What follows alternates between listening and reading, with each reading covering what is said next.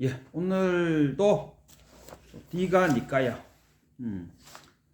디가 니까야가 뭐냐 했을 때, 이제 부처님이 29살에 나와갖고 35살에 보리수 밑에서 깨쳤습니다. 그리고 나서 첫 초전 법문을 자기와 같이 수행을 했던 오비구를 찾아가서 거기서 첫 설법을 합니다. 쫙 설법을 하니까 그 오비구가 부처님처럼 탁 깨쳤어요.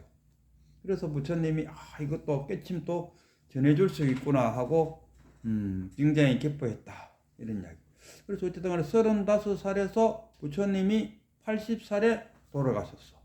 그러면은 무려 한 45년간을 쫙 설법을 했다 아닙니까? 그거 이제 제자들이 들었어요. 그리고 이제 부처님이 돌아가시고 뭐 불교식으로 표현하면 열반에 드신 이후에 이제 그 500의 아라한들이 모였어요. 그래도 한 소식했다는 사람들이 모여갖고 부처님의 어록을 만들기 시작했다, 이런 이야기입니다. 그래서 나는 이렇게 들었다.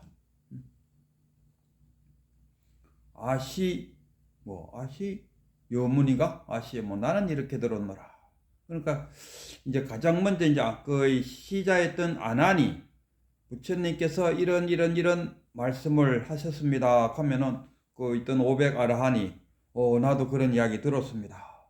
그러면 이거는 이제 우리가 부처님이 말씀하시는 걸로 우리가 합시다. 그래 갖고 쫙쫙쫙 추려 갖고 부처님 말씀을 정리를 한 게 이제 긴 경이 있을 거고 짧은 이야기가 있을 거고 문답행이 있을 거고 이런 식으로 이제 나눴는데, 요 디가 니까야는 뭐냐 하면은 긴 경전, 대반열반경 같은 그 단독으로 책을 낼 수 있을 만큼의 긴 경을 이게 디가 니까야 속에 들어가 있어요. 그래서 오늘 그 디가 니까야 속에 있는 경전 중에서 붓다빠따경이라 해서 붓다빠따 인도 말이라서 좀 발음하기 어렵지. 붓다빠따라는 것은 뭐냐, 붓다빠따라는 사람이 인도의 사람 이름이라요. 이제 부처님이 그날 탁발을 나가려고 또 이제 나왔는데, 이제 바로를 들고 나왔는데, 한번 생각해 보니까 이 탁발 시간이 조금 일찍인 거라. 그리고 탁발 지금 가도 그 밥 줄 사람이 아직 밥도 안 해놨는데 가서 밥 달라고 하기는 좀 못하다 아닙니까?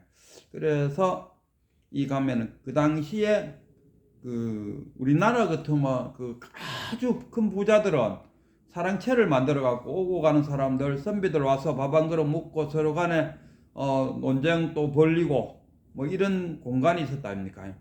부처님 시절에도 그런 공간이 있었는데, 그 공간을 누가 잘 운영했나 하면 그 나라의 여왕이 아니고 왕비가 사랑방을 운영했어요. 그래서 거기는 종파에 관계없이 사상가라면은 다 모여서 이런 이야기 저런 이야기 하고 논쟁도 볼 수 있고.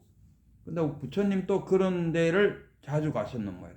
자주 가셨고, 지금 요 붓다빠따 경에서 나오는 요 장면을 말하면은, 지금 요 장면에서는 부처님이 꽤 이제 명성을 떨치는 그 사상가들 중에서는 그래도 우두머리에 들어갈 정도로 그래서 이제 그 붓다빠따하고 이제 그쪽에 한 300여 명이 모여갖고 뭐 이러쿵저러쿵 뭐 잡담을 나눌 때 부처님이 싹 갔어요.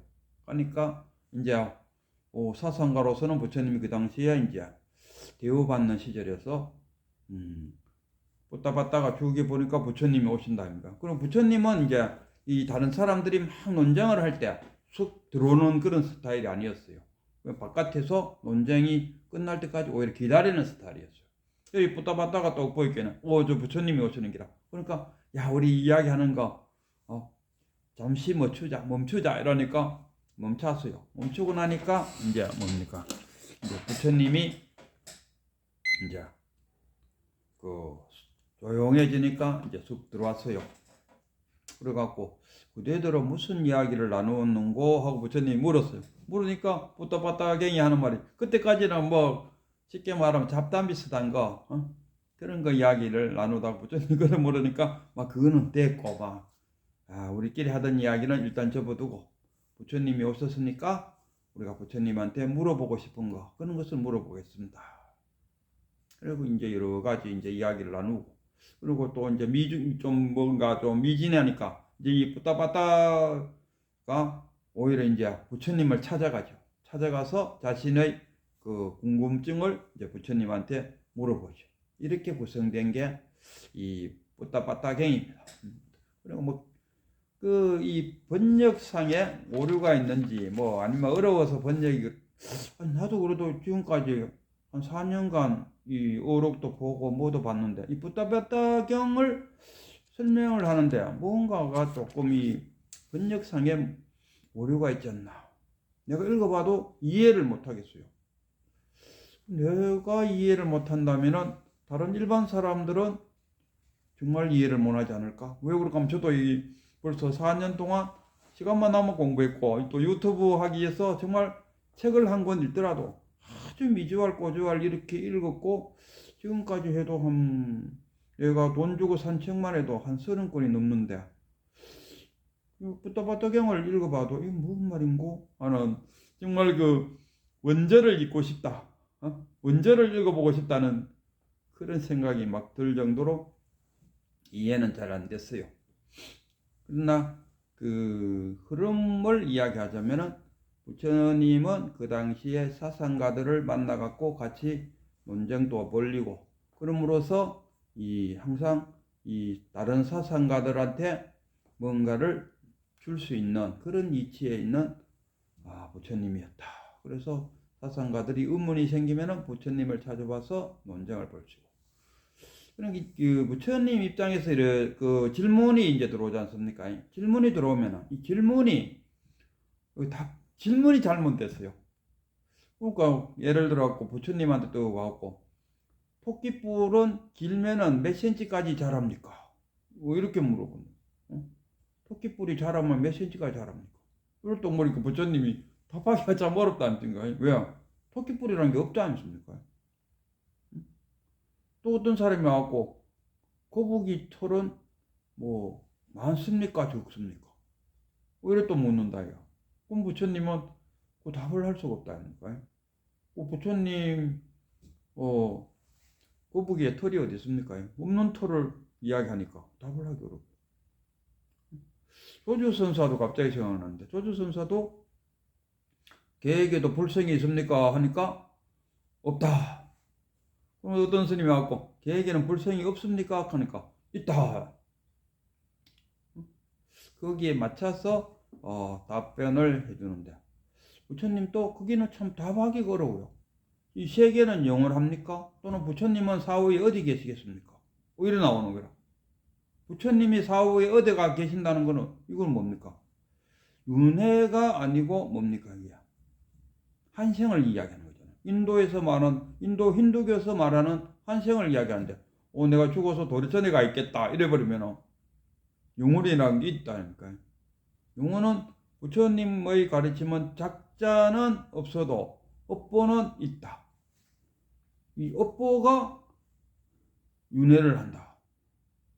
이게 불교 사상인데 우리가 지금 우리 뭐 죽어서 영혼이 있어갖고 영혼이 다시 한생하고 뭐 지금 같으면 달라이라마 죽어도 또 달라이라마 태어나고 달라이라마 태어났다가 또 죽어도 달라이라마 태어나고 이는 부처님의 가르침이 아니다.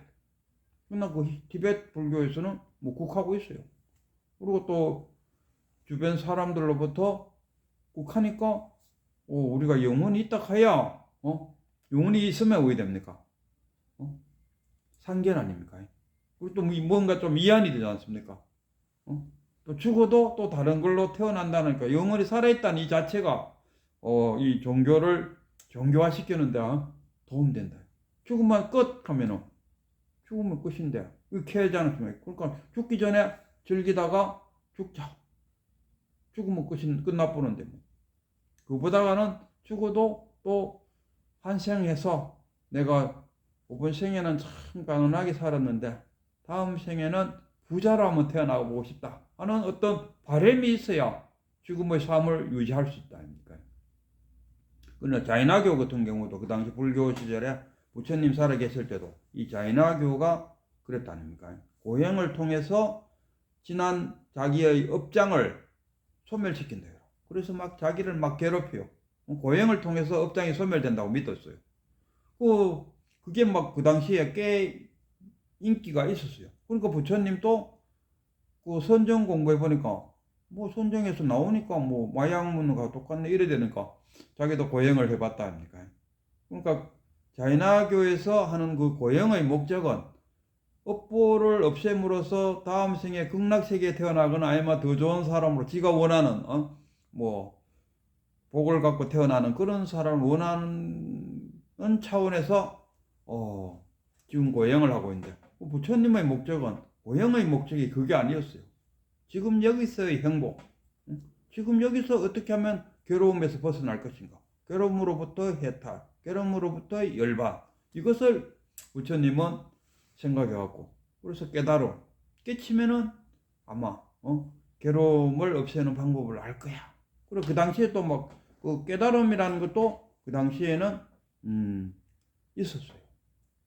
그래서 부처님도 깨치고 싶다는 생각이 들어갖고 했는데 그러니까 부처님은 그 고행을 해도 그 자인화교가 하는 그 고행의 목적이 달랐다. 그래서 이래 갖고는 깨닫는 것이 아니구나 하고 이제 고행을 끝내고 정자하고 그 강에 가서 몸을 깨끗하게 씻고 딱 정자에 딱 앉으니까 왜 됩니까? 그 동네에 아주 아름다운 아가씨가 와서 우유죽을 탁 공양을 하더라 이런 얘기입니다. 그리고 우유죽을 공양 받아 갖고 편안한 마음으로 이 수행을 할 때 이 마음 자체가 편안해야 됩니다. 내가 예를 들어가 이 말씀 들으면은 예를 들지 않습니까? 내가 500만 원을 빌렸는데 이거 안 갚으면 지금 내 때려 죽인다는 그 사촌행이 있는데 이걸 왜 해결하지? 이런 고민거리를 안고 참선 수행하면은 안 됩니다. 그거부터 일단은 고민거리부터 해결해놓고 편안한 마음으로 참선 수행을 했을 때 편안한 마음이 뭡니까? 이게 중도지 않습니까? 캐고 어느 쪽에도 치우치지 않는 편안한 마음. 일단 그 참선 수행할 때 편안한 마음이 돼 있는지를 먼저 보시는 게 좋아요. 참선 수행하다 보면 편안해지겠지. 편안해질 수도 있지요. 그러나 편안해지지 않는다면은 시간 낭비가 될 수 있다. 그러니까 편안해지기 위해서는 뭐 해야 됩니까? 보시도 하고, 해양도 하고, 자비도 베풀고, 그렇게 해서 마음이 편안할 때 중도가 될 수 있죠. 그래 탁 앉아갖고 부처님도 그 시절에 보리수 밑에 그 무슨 뭐 풀 있지 않습니까? 그거를 탁 깔고 앉아갖고 딱 이렇게 하실 때 편안한 마음 고행을 놓고 이제 더 이상 뭐 떠오르는 게 없다 아닙니까? 그래서 탁 앉아갖고 이제 가장 먼저 떠올렸는 게 그 경전에 의하면은 자기의 어릴 때 그 8살인가 아버지 농경 그 무슨 축제를 할 때 같이 가서 그늘 밑에 또 앉아가 있었는데 그 당시가 참 편안하더라 이거요. 그리고 그쪽 편안한 생각을 떠올리면서 편안하게 있다 보니까 이런 생각 저런 생각 떠오르고 있고 또 이렇게 앉아 있는데 그 악기를 다루는 그 악사가 자기 제자들을 들고 지나가면서 하는 말이 거문고줄은 시계 땡겨도 안 되고 그래도 느슨해도 안 되니까 적절하게 땡겨줘야 된다 하고 지나갔어요. 그 부처님이 가만 생각해보니 맞는 이야기라. 자기는 뭐 있습니까? 선정한다고 거 가서 캐를 즐기다가 1선정, 2선정, 3선정 다 캐지 않습니까? 즐거움이. 선정에 들어가면은 1선정, 2선정 즐거움과 행복감을 느끼는 게 선정이다. 그 캐를 즐기다가 이건 안 되겠다 싶어서 다시 고행으로 들어갔다. 그럼 캐와 고를 왔다 갔다 했다. 양극단을 왔다 갔다 했다 아닙니까? 그러다가 그 악사 이야기를 또 들어보니까 맞는 이야기라. 그래서 너무 땡기지도 말고 너무 느슨하지도 말고 너무 고로 가지도 말고 너무 캐로도 가지 말고 이 상차상조 성철 스님이 늘상 하는 말이 상차상조 중도가 뭐냐 했을 때 상차상조 상차 양극단을 잘라내버리고 양극단을 비추는다. 종범 스님이 그렇게 했어요. 종범 스님이 설명을 하면서 그대들은 태어난 생일은 몇 월 며칠인지 안다 이거라. 그러면은 그대들이 죽는 제삿날은 언제인지 아나? 이랬어요. 그 말이. 그러니까 태어났는 거는 아는데 왜 제삿날은 모르는데. 이 정도가 되면은 깨뚫어 본다. 태어난 또 안 알고 죽는 날도 알 때 이걸 깨뚫어 본다. 죽는 날을 어떻게 하냐? 그러니까 쉽게 말하면 태어날까 죽는 날을 양쪽을 끊어버려. 그럼 뭐 태어날 날도 없고 죽는 날도 없는 거죠. 그러니까 태어나지도 않았고 죽는 것도 없어. 불생불멸이야. 그 마음이 뭡니까? 죽는다라. 어떻게 불생불멸이 될 수 있습니까? 그 열반, 또 그 뭡니까? 해탈. 열반과 해탈이 뭐냐? 거기서 벗어나는 거야. 아침에 마누라하고 또 신랑하고 둘이서 한판 사왔어요. 그리고 신랑이 일터로 나갔어요. 일터로 나갔는데 아침에 한판 사온 그게 매이 갖고 해탈이 안 되고 있다 아닙니까? 매이 있다는 것은 해탈이 안 되고 있다. 그래서 낑낑대고 있는데 에이 혼자 끌매지 말고 그만 남자답게 마누라한테 전화 한판 걸어갖고 아침에 당신한테 싫은 소리 했는 거 내가 미안하다 한번 해야겠다고 전화를 탁 들어갖고 마누라한테 전화기로 그렇게 말했어요. 하니까 마누라도 아이고 내가 먼저 전화 걸어갖고 아침에 출근하는 사람 기분 상하게 해갖고 내가 오히려 더 미안하다. 내가 전화하려고 했는데 당신이 먼저 전화 걸었어요. 이러더라고. 그럼 다 풀려버렸어요. 그러면 그 문제에서 뭡니까? 이게 해탈이야. 그럼 맛있게 점심 먹고 오후 내내 오후에 또 일 열심히 하고 또 퇴근께 집에 가는 데는 아침에 마누라하고 사온 그 생각조차도 이제 다 잊어먹어버렸어요. 그게 열반이라. 뭐 열반 해탈 이게 따로 있는 게 아니. 그 생각에서 벗어나 있으면은 그게 해탈이야. 죽고 사는 것에서 그 생각 자체에서 벗어나 버리면은 그게 열반이고 해탈입니다. 우리 가정은 동그라미를 그려놓고 들어가도 서른방 나와도 서른방 그대는 어찌하겠습니까? 이런 묻는다 합니까? 그러면 그때부터 이제 뭐 그 매이 버리는 거야. 매인다는 것은 열반과 해탈이 안 되는 거죠. 아니? 들어가도 서른방 나와도 서른방 그럼 그 오늘 치우면 되나? 아니면 뭐 우주까지 쫙 올라갔고 중앙에서 탁 이렇게 내려오면 되나? 뭐 온갖 생각이 다 떠오른다는 거죠. 그럼 뭐 그 해탈이 안 되는 거죠. 그럼 해탈이 되려고 하면 뭐야 합니까? 그 장면을 없애버려. 좀 더 구체적으로 이야기하면 어느 스님이 왔고 큰 스님한테 물었어요. 큰 스님, 유리병 항아리 속에 제가 거위를 한 마리 엮고 키우고 있었는데 이 거위가 점점점 커지니까 이제 유리병 그 항아리 그 입구로 그 꺼내지를 못합니다. 이 거위도 안 죽이고 이 꺼내려고 하면 어떻게 해야 꺼낼 수 있겠습니까? 하고 물었어요. 물으니까 으악! 그러니까 스님이 깜짝 놀랐어요. 거위는 벌써 나왔느니라. 뭡니까?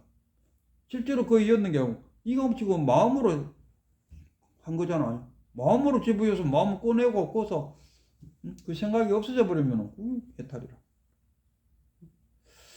일단 뭐 이야기하다 보면 뭐 금방 어쨌든 간에 20분 안에는 끝내야겠다 싶고 혹시나 저희 그 강의를 들을 때 이 1.5, 2 배속 있지 않습니까? 한 1.5의 배속으로 들어도 뭐 어딘가 제가 말을 좀 천천하기 때문에 가능하지 않을까. 그래서 20분 하면은 보통 한 10분에서 한 15분 사이에 끝이 나니까 듣는 사람도 덜 지루하지 않을까 이런 생각이 있어. 20분 안에는 끝을 내야지. 이런 생각을 갖고 있어요. 또 뭐, 이거 참 이야기하다 그럴까, 진짜 중요한 이야기를. 새는 깜빡깜빡 하나, 그러다 부처님이 이제 많은 45년간이죠. 45년간을 많은 이야기를 했는데, 지금 남았는 것은 그 제자들의 기억 속에 남았는 것을, 계속 연결 지어갖고 오늘날까지 왔다. 성철 스님의 그 시자 중에 한 분이 원택 스님. 지금은 이제 꽤 이제 나이가 되지 않았나 싶어요. 그것도 보면 뭐 이제 말할 때 손도 떨리고 하는 거 보면 꽤 나이가 많은 전. 원택 스님이 이제 어느 큰 스님이 그 이제 일반에 들었을 때 거기를 갔다가 기차 타고 오는데 그 큰 스님의 그 시자를 만났어요. 그리고 시자하고 이런저런 이야기하다 보니까 그 시자가 하는 말이, 아이고 우리 큰 스님 살아 계실 때 그때 이 물어봐야 되는데 큰 스님 돌아가시고 이제 큰 스님의 그 유고작을 내려고 보니까 뭔가 자기한테는 막히는 기라. 그리고 물어보려고 해도 물어볼 데가 없는 거라. 그리고 아이고 참내 큰 스님 살아 계실 때 그 책을 마무리 지어야 되는데 그거 참 마무리 지었지를 못해갖고 그게 참 아쉽다 이야기를 들었어요.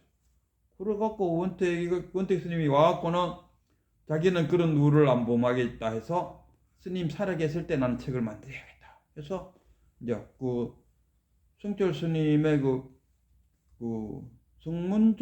성문정로하고 또 무슨 그 어록을 담는 게 어록 담는 게 뭐 있었는데 갑자기 제목이 안 떠오르네. 좀 있으면 나도 그걸 이제 강의할 생각입니다. 두 권의 책을 이제 만들었어요. 만들어 갖고 스님한테 또 갖다 주니까 스님이 하는 말이, 아이고 내가 이 책을 받아서 보니까 이제 내가 중노릇 하면서 밥값한 것 같아. 억수로 좋아하더라고. 그리고 그 책 낼 때 만약에 틀린 게 있으면은 스님한테 물으면 돼요. 그 한 개가 뭐냐까 백일법문이라는 게 있었어요. 그래갖고 이 원택 스님이 그 백일법문이 녹음 테이프에 다 녹음이 돼 있었어요. 그래갖고는 토시 하나 안 틀리고 듣고 또 듣고 또 듣고 하고 받아쓰기 갖고 그 성철 스님이 강의한 내용을 진짜 토시 하나 안 틀리도록 똑같이 적어냈어요. 그래갖고 이제 자기가 이제 성철 스님한테 가갖고 성철 스님 100일 동안 강의하신 내용이 여기 있습니다. 또 보여주니까 성철 스님이 첫 마디가, 나 이렇게 강의 안 했어? 깜짝 놀라지 않습니까? 토시 하나 틀리게 적어갖고 탁 냈는데 성철 스님은 나 이렇게 강의 안 했어? 이래버려. 그래갖고 그 무소유를 주장한 그 스님이 있지 않습니까? 무소유. 갑자기 그 스님이 무소유. 그래갖고 그분한테 가서 의논을 했어요. 아니 내는 정말 토시 하나 안 틀리게 이렇게 적어갖고 스님한테 보여줬더니만 자기는 그렇게 강의 안 했다 하니까 어떻게 된 것이겠습니까? 그러니까 그 무소유를 주장했던 그 아이고 뭔 스님인데 그 스님은 그래도 뭔가 통하는 게 있어요. 이 구어체와 문어체의 차이다 이거라. 말로 이렇게 하는 거와 글로 적어 놓은 거하고는 다르다 이거라. 말로 한 이것을 그대로 글로 옮겨 놓으면은 거기에 성철 스님의 마음이 담기지를 못한다 이거라. 그죠? 그래서 둘이 앉아갖고 저한테 하고 무소유를 주장했던 스님이 누구야? 기억이 안 나네. 그래갖고 다시 백일법문을 다시 이제 풀어 적는 거죠. 풀어 적어갖고 성철 스님한테 또 보여주니까 그래갖고 인정을 해줬어요. 만약에 성철 스님이 돌아가신 이후에 그 백일법문을 원택 스님이 글자 하나 안 바꾸고 그대로 번역해갖고 책을 냈을 때 거기에 그대로 성철 스님의 마음이 그대로 담겨 있다고는 볼 수가 없어요. 여기도 마찬가지로 부처님이 45년간 설법한 것을 그 밑에 제자들이 받아 적어갖고 지금까지 우리한테 전해줬는데 이 아쉬운 게 뭡니까?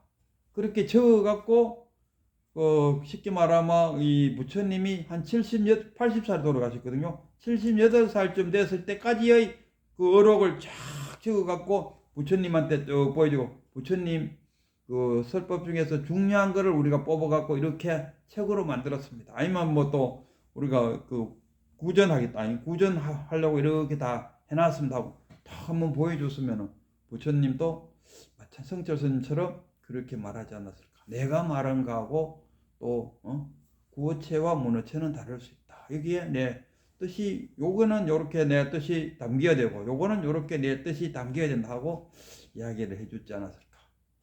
그런 말 없이 부처님은 가시고 남은 그 어록만 남아갖고 그것도 누구에 의해서 물론 그 당시에 뭐 아라한들이 모여서 작성은 했다 하지만, 그럼 그 아라한이 이제 구전되면서 계속 아라한과 아라한으로 구전됐으면 다행이다. 그러지 못한 또 제자들로 인해 갖고 또 전송되고 하면서 부처님의 그 원뜻이, 정말 원뜻이 그대로 전달되었겠느냐 한데 상당히 저는 의문을 갖고, 이런 그 경전을 공부할 때 이 경전에 우리 가정 경전에 그래 좋기가 있잖아. 경전을 부정하면 안 돼. 이런 식으로 이야기하는데, 경전을 부정하는 것이 아니고 경전을 읽으면서 내가 그때 부처님이었으면은 부처님의 그 당시의 마음은 어떤 마음이었을까? 그런 마음을 갖고 이 경전을 읽을 때 올바른 경전을 공부한다, 이렇게 말할 수 있지 않겠습니까?